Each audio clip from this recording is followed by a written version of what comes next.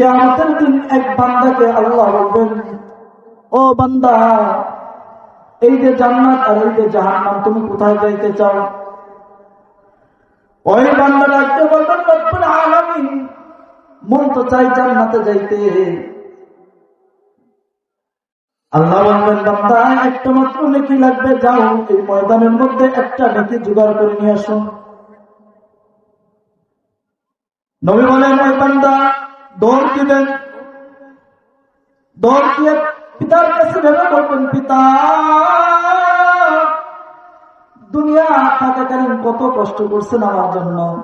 হায় রে, দুনিয়া থাকাকালীন মাথার ঘাম পায়ে ফেলে কত কষ্ট করছেন। আজকে আপনার সন্তান একটা মাত্র নেকির কারণে ঠেকে গেছে।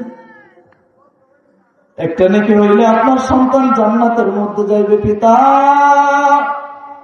ও আমার পিতা, একটা মাত্র নেকি আপনি আমাকে দিয়ে দিন। পিতা বলবেন, আমি তো দুনিয়ায় বিবাহ করিনি, আমার তো কোনো সন্তান নাই। মার কাছে চাইবে, মা একই প্রশ্ন করবে, একই উত্তর দিবে, আমি তো দুনিয়ায় বিবাহ করিনি, আমার সন্তান কোথা থেকে আসবে? আরে স্ত্রীর কাছে যাবে, স্ত্রী বলবে, আমি দুনিয়ায় বিবাহ করিনি, আমার স্বামী কোথা থেকে আসবে? এক এক করে সবার কাছে যাইবে। কেননা রাসূল তো বলছেন, ওইদিন অনেক ভয়ঙ্কর জিনিস, ভয়ঙ্কর দিন হবে।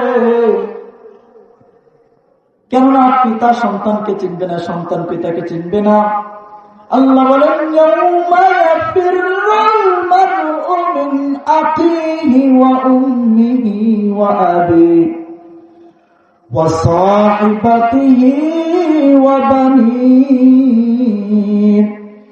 লিকুল্লি ইমরিইন মিনহুম ইয়াওমাইযিন শা'নুন ইউগনি। কেউ কাউকে পরিচয় দিবে না, কেউ কার খোঁজ খবর নেবে না। একজন আর একজনকে দেখে পালন করতে তালে থাকবে।